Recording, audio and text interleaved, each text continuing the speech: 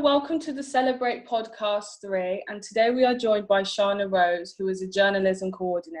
It's really nice to meet you and have you here. My name's Mitzi, and I'll be interviewing you and asking you a few questions, if that's all right.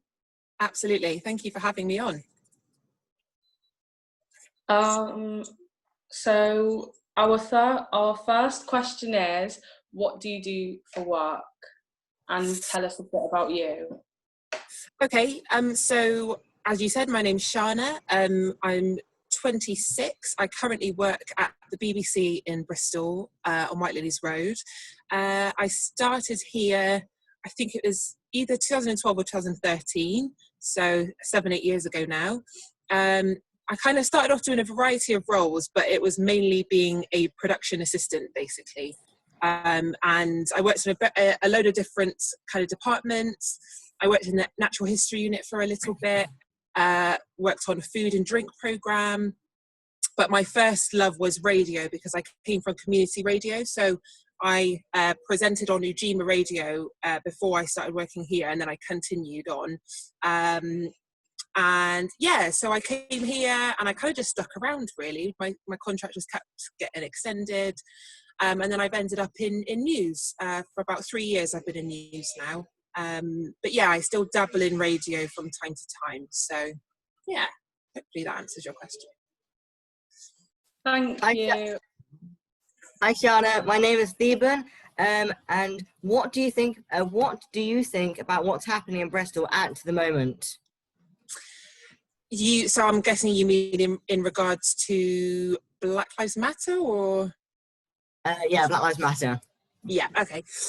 So yeah, I mean, it's a very weird time, isn't it? Obviously, with coronavirus going around as well, it's all just a bit of a weird time. I think with what is happening in Bristol, although it stemmed from a really sad, event, obviously with George Floyd being killed, it has actually caused a catalyst of a kind of awakening, in a sense, where people are kind of waking up to the reality of racism in our society. And although a lot of people would have been aware of it before, a lot of people weren't, and definitely how it is in England and in our city as well, and the links as well that Bristol has to all of these things to do with slavery and everything.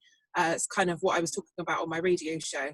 So I think it's like I say, it's unfortunate of what's happened. It's awful and horrible, but also at the same time, it's brought about this way of thinking and change, which is something that needs to happen. So I think in that sense, it's good getting people thinking. So do you think that change will actually happen? And we know that protests have been happening over the past with minimal change. Yes. So, I mean, all change has already happened as far as I'm aware. So already I think the curriculum, I don't know if it's across all schools, but certainly across some schools has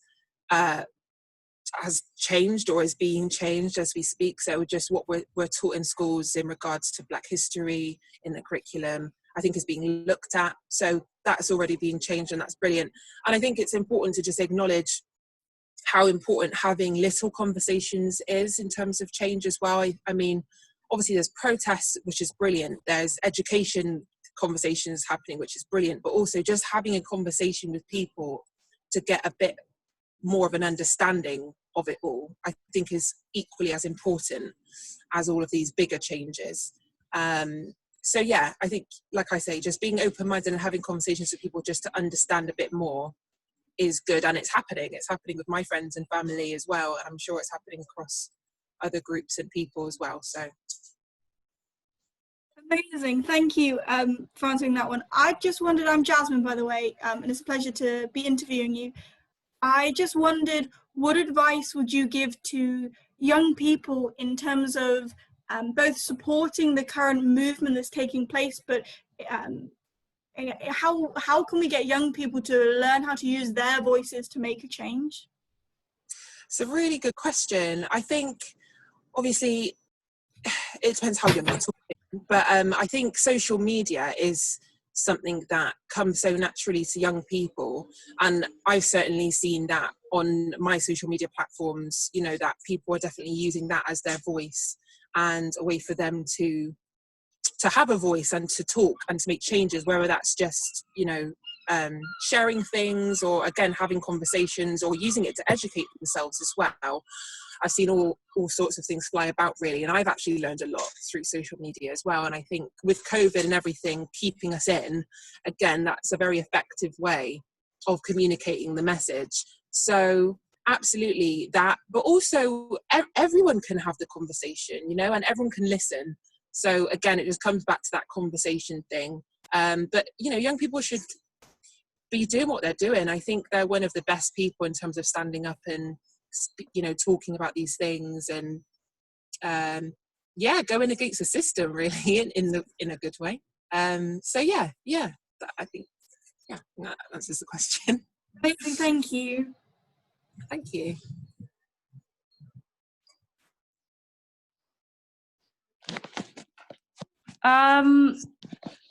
Going back to your work and saying how you were involved in radio, Yeah. do you think that radios and the media in general could do more to promote Black Lives Matter and maybe more Black businesses and just diversity in general? Absolutely. Yeah. I mean, obviously, as someone who works in the media myself, and at the BBC, I know that representation is so important. It's probably the most important, you know, when it comes to diversity.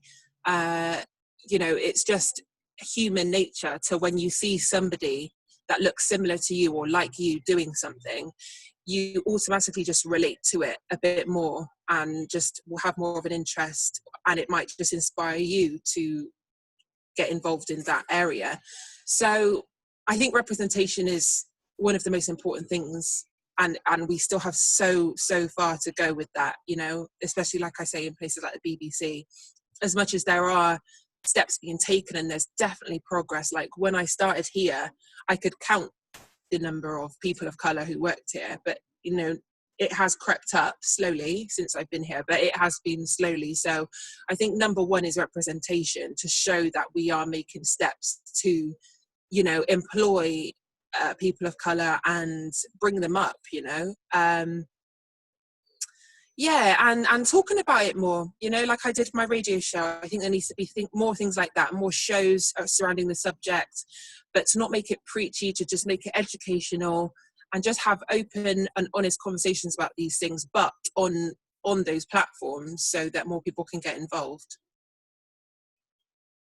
Yeah, completely, because I feel like if there's more diversity in things like the BBC, it might attract a more wider audience from people of all different backgrounds and cultures. Yeah, and you're right, and it's all backgrounds. It's not just people of colour, you know. It's about sexuality, it's about disability, it's about all of those things, you know. Just the more representation across the board, the better. And, you know, the BBC especially is to serve its audience. So, you know, we are its audience as well, you know. So yeah, there's definitely room for improvement in that area. On the back of that, who were your positive role models when you were younger? Oh, that's a good but hard question. There's a lot of role models for me. I mean, I had a lot of role models here. So when I started here, there were a lot of people that I kind of looked up to, who kind of showed me the ropes and showed me that anything was possible. My parents, so my dad has been quite a big influence on me. He's been a prolific DJ here in Bristol and has travelled the world, and, you know, that was quite inspiring growing up, coming from Bristol as well. It's really hard to pinpoint someone. I can come back to that question. It's a bit on the spot with that one. Thank you. Thanks.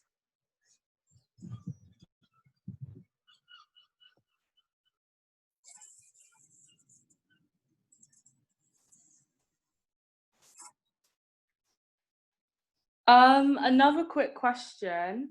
Do you think that the curriculum is maybe too whitewashed? So we don't learn enough about not even just Black history, like Asian history and South American history and just... 100%. I mean, I don't know how the curriculum is for you guys at the moment, but certainly when I was in school, which was a fair few years ago, the only thing I learned in terms of any other history other than, let's call it white society history, was we had our Black History Month still, which obviously celebrates the achievements of Black people, but it's just a month. And the only other thing we had was slavery taught to us, which a lot of schools actually don't have either. And as much as I think it's good to teach about slavery, I think it's also so important to just teach about the achievements of Black people and all other races and everything, you know, stemming back to as far as you can go. I've learned so much more coming out of school about the history of other people and other cultures than I ever did at school. You know, I've taught myself, I've read books, you know, I've been taught by my parents. So I think, you know, those things should be taught in school. It's kind of no excuse for them not to be taught in school, to be honest. There's room for it in the curriculum.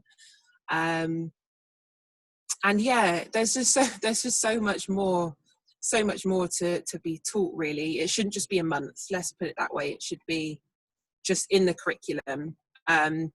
You know, it was so bad in my school. I had a teacher tell me, when he was teaching me about slavery, he said something like, oh, you know, and slavery wasn't that bad for all slaves. You know, some slaves were actually quite close with their masters, and, you know, they actually had quite a loving relationship, which looking back now is just mind-boggling, really. It's really worrying, actually. So yeah, things like that just show you how far there is still to go. And I hope it's getting better from when I was in school. I can only hope. Yeah, that is, wow. I can't, sorry. It's shocking, isn't it? Why would they try and justify it? Like, yeah. I know. It was low key, like he was trying to make it out like it wasn't that bad. And I actually remember piping up and like remember saying something like, but they were still slaves. And he's like, yeah, but some were treated better than other slaves, you know, and they had really, really good relationships, some of them. It's like, but what's your point? It's just a bit of a weird one. Anyway. Well, thank you for sharing that. So I have one more question for you, unless anybody else wants to ask something else. Have you worked with any influential artists or just people in that type of industry?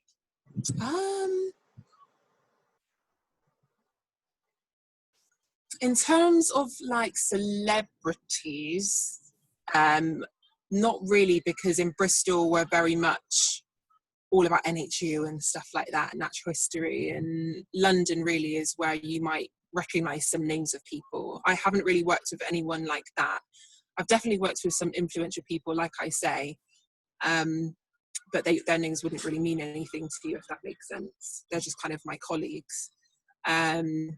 But certainly, you know, I've again, coming back to the representation thing, I've definitely worked with people who are of colour, who have gotten quite far in the BBC, and that has definitely given me a different kind of hope for my future than if it had been someone who didn't look like me, or, you know, someone, a white middle-aged man, which is predominantly the case at the BBC. So, yeah, certainly just seeing people succeed and off their own back as well, you know, not just through this company, but going off and doing their own thing, making their own videos, for example, making their own businesses. I've had a whole bunch of people like that around me to work with, and that's always very inspiring to see that. So. Yeah, that sounds amazing. So, does anyone else? Oh, okay. Right, I just wanted to chime in and commend you for being quite an empowering Black woman in your job and your role. I'm just finished my second year of university, and I'm currently studying English literature, but with the hopes of becoming a barrister. So, Oh, wow. women like you who acknowledge your position and work so hard in an industry that isn't dominated by ethnic minorities like you and I. Like, I'm really inspired by that work that you do, taking that forward into what I would like to do in the future. Absolutely. Thanks for saying that. I mean, you know, it all comes down to everyone has to work hard, you know, it doesn't matter what skin color you have and everything. But like you say, it certainly helps to, unfortunately, that's the society that we're in, is that it does bring you hope to see somebody who looks similar to you doing well in their field. So, I mean, no doubt that you're going to succeed in whatever you do, and the same for all the rest of you. But just, you know, do what you do and be yourself. Don't ever try and not be yourself, because I think I tried to do that when I joined and it just didn't feel right and I wasn't getting anywhere. And since I've been myself, you know, doing the show that I just did, I've had so much good feedback, and already, you know, there's talks of this kind of thing carrying on, like that kind of show and conversation carrying on as well. So, you know, I even tried to get rid of my Bristolian accent, and I regret that so much. I mean, my family would probably agree that it's a good thing to get rid of that. But no, like, yeah, definitely be yourself. You know, don't let anyone try and change you, and definitely don't try and change yourself. And be proud of who you are as well, because there will always be someone who wants to be like you, and you might just be that person for someone else later on down the line. So. Good advice. Thank you for joining us and giving us such wonderful words of encouragement. No, it's been an absolute pleasure, and thank you so much for having me on. It's a privilege to be asked to come on. So yeah, thank you.